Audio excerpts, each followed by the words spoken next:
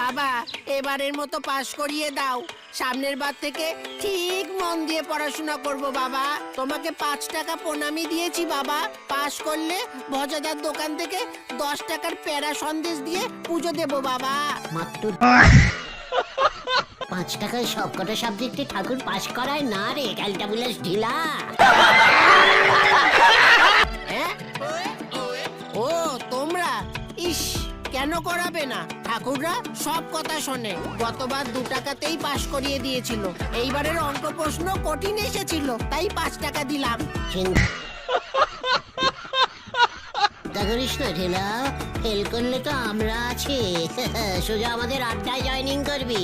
তাহলে আর দেখতে হবে না, বাবা কেলিয়ে বৃন্দাবন দেখিয়ে দেবে। ঠাকুর ঠাকুর পাশ করিয়ে দাও না ঠাকুর, প্লিজ প্লিজ। আমি প্রতিদিন এসে ঘন্টা বাজিয়ে যাব, প্রতিদিন